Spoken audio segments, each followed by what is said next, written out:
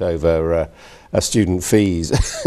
Why are you quitting now? Surely you're a national name. Well, it was my responsibility to get the issues that young people were facing, specifically tuition fees and others, to the top of the agenda, and I'm incredibly proud of what we've managed to achieve. But we do go into a different landscape next year that presents a whole range of other issues, and I think it's best for NUS and indeed for me, for that new era to be led in by a new president. I mean, the fact of the matter is you've come under quite a lot of duress, haven't you? I mean, we saw in Manchester you had to be rescued by the police. I mean, you're not a popular figure. Well, every NUS president comes under criticism from certain quarters, and in truth it's been no different for me. But the scale of the issues that we've faced mean that students are a great deal more exercised. But I think that the overwhelming majority of students support the responsible actions that we've taken, and we can't allow NUS to get hijacked by the Socialist Workers' Party and others. I mean, do you think you've been too soft? Because you did very much condemn violent demonstrations and the destruction we saw here in London and elsewhere, and there seem to be some people who think that doesn't really reflect the student mood. I don't think there's any kind of credible suggestion that NUS have been tough. I think if you consider the way in which politicians were seriously put through the mill on this issue, it was the biggest backbench rebellion in the history of the Liberal Democrat Party, the closest vote this coalition has faced to date. And on that basis, I'm incredibly proud. I'm never going to sit here and condone violence. And if students want someone to do that, well, they'll have to take a radical change of direction. But that won't happen under my watch. I mean, do you think that is what's going to happen, that the next leader will be tougher? Because I've noticed some comments about taking control of the student union, of the need for, I think there is a kind of militant wing basically saying you're out of touch. Oh, of course. I mean, every union has a militant wing, and NUS is no different, but there is absolutely no chance whatsoever that they'll get anywhere near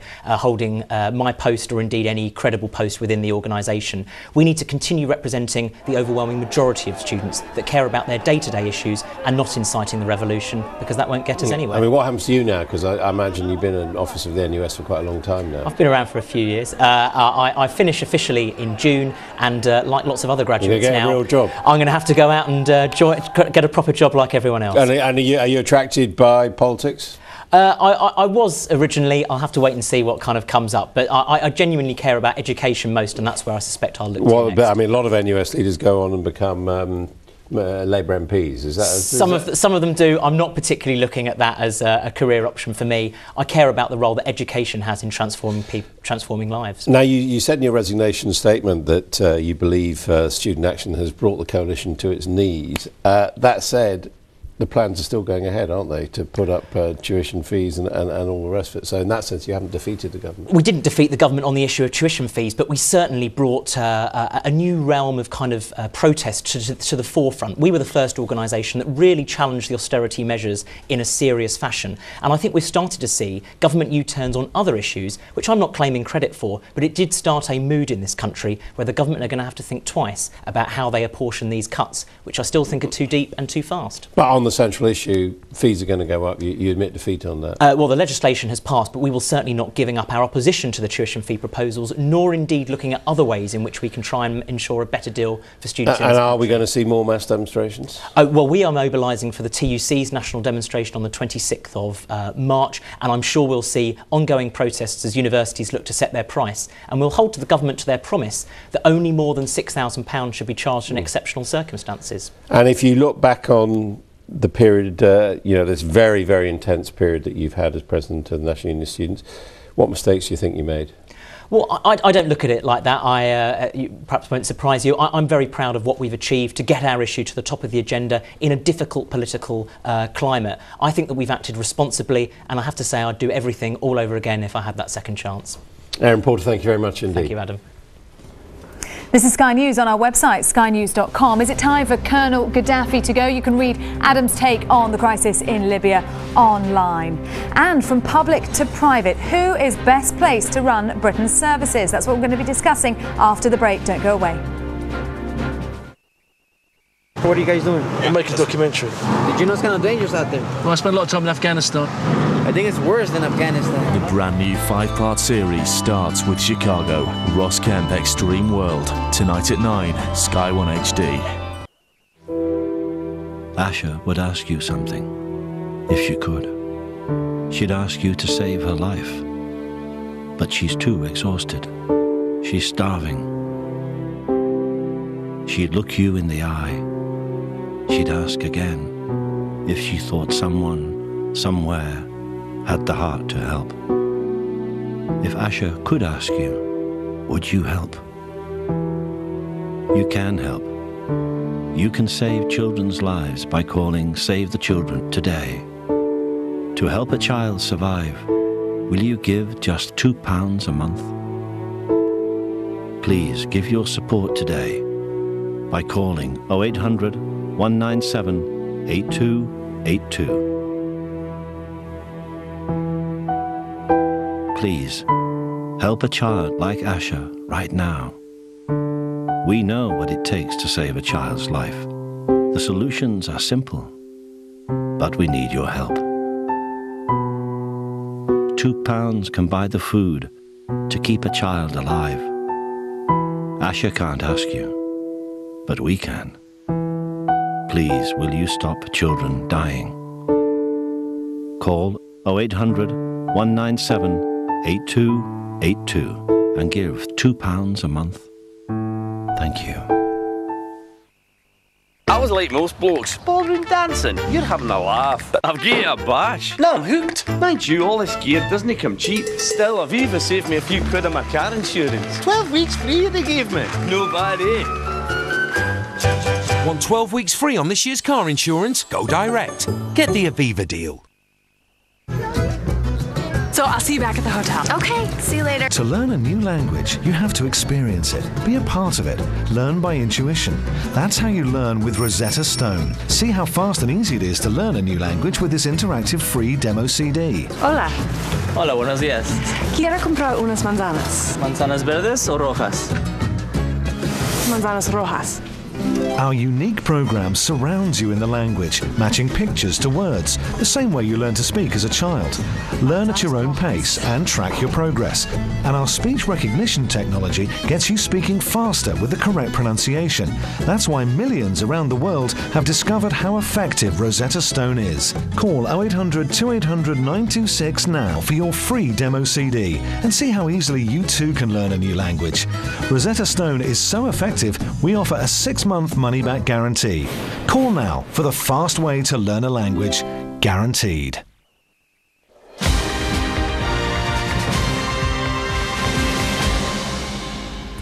Does more privatisation mean more power to the people? David Cameron seems to think so. In an article for today's Daily Telegraph newspaper, the Prime Minister says complete transformation is needed in the public sector to improve standards. Well, with us now are the two Neils. Furthest from me, Neil O'Brien of Policy Exchange, and also here Neil Lawson of Compass, two Westminster think tanks. And here it is, Neil O'Brien, Cameron's public sector revolution. Is this really a revolution that the Prime Minister is talking about? Well, I think we'll need to wait and see. So in some areas, I think the government actually should probably be going further. So, for example, the government have said that there aren't going to be any profit-making providers coming into the school system. Personally, I find it, I think if they are going to turn around a lot of failing schools, not just a few, but really a huge number of them, they probably are going to need to try and get the private sector involved. But why is private and the profit motive better than public service, to put it its crudest? Yeah, so over the last 10 years, we've spent a lot more on our public services. In fact, increased spending more than any other industrialised country ever. But actually, productivity in the public sector has fallen, while productivity in the private sector has gone shooting up. And there's lots of different reasons for that. One is that there is less innovation in the public sector. And secondly, there are much bigger problems with trade unions, low morale, low productivity, all those kind of problems that we used to have in the rest of our economy in the 1970s, but we still have in the public sector. Neil, also, it has to be said that successive prime ministers, wherever they come from, do tend to express frustration with the performance of the public service and want to reform it. Completely, and that's one of the realms in which they operate, so they have big opinions on this stuff. I find it kind of almost amusing that we think that we want to bring into public services the ethos and practices of places like the banks, which have failed so spectacularly. We do need to improve productivity. Neil's right. Things did improve a lot over the last 13 years. Our schools and hospitals are a lot better. People feel that, well, and they know that. A lot more money went in. It did. A lot more money went in, but they are better, and people realise that and they recognise that. But this notion that just the private sector has the answer, I don't think that works in the public sector at all. You can't translate Tesco's into schools and hope that's going to work. You haven't got the capacity, the resources in terms of the kind of stuff. Tesco throw away 20% of their goods every night. You can't have that excess capacity for choice in public services. It just doesn't work like that. So this isn't going to work. The point that David Cameron's making, though, that is that these public services are effectively monopolies and you need to take a battering ram to break them open, and that's what he's suggesting. Do you agree? Well, I think things can always be improved, and everyone across the political spectrum should be looking to see how they can improve schools and hospitals and the rest. The way I think to do it is not to bring in, to pretend that the private sector is the answer, or even to use the kind of new Labour targets and bureaucracy. The people in the service are the ones that ought to be mobilised in order to improve efficiency, not just on a one-off bringing competition or targets, but on an everyday basis. The people who produce the services at the sharp end and the people who use the services at the sharp end. That's where I think the focus of reform should be. Neil O'Brien, what do you think about that? Should the people be running them? Because if they are privatised and private companies are brought in to run these crucial services, is there a danger that profits actually get in the way of what they're supposed to be doing? Well, funnily enough, I was listening to Neil, and actually a lot of what he's talking about, the government are doing, they aren't just bringing in private companies. This is partly also about bringing in lots of charities and voluntary groups.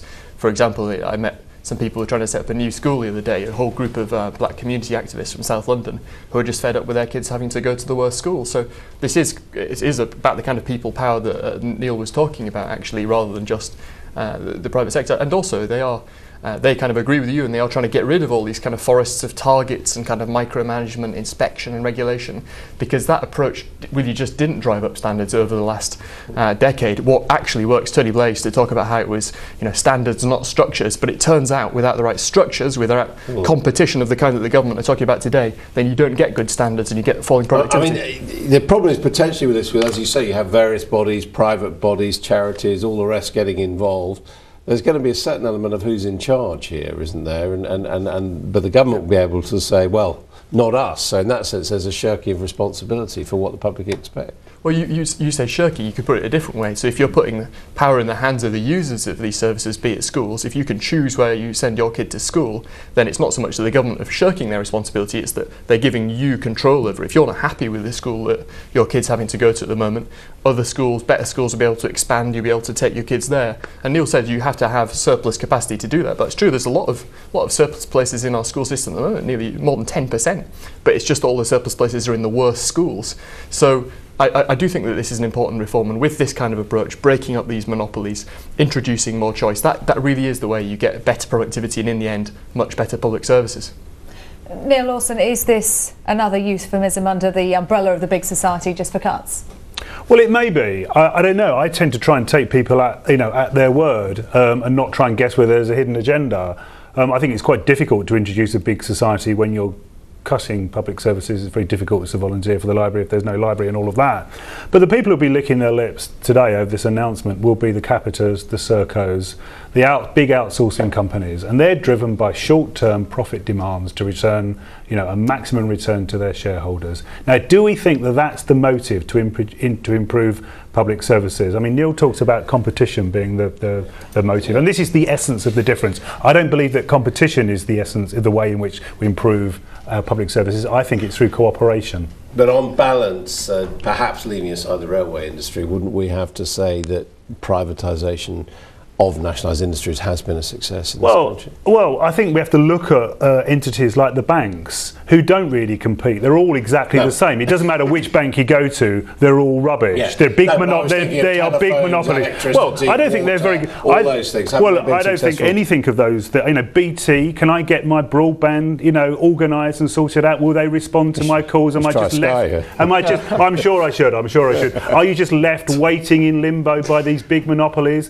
None of these organisations work. You need to break them down, but you need to break them down around people and democracy, not around competition. Well, I think that the whole point of the government's thing today is about introducing more competition. They don't want it to just turn into a big private sector monopoly. They want lots of small groups to come in and break up those big monopolies too. I know there's going to be lots more to talk about. Thank you both.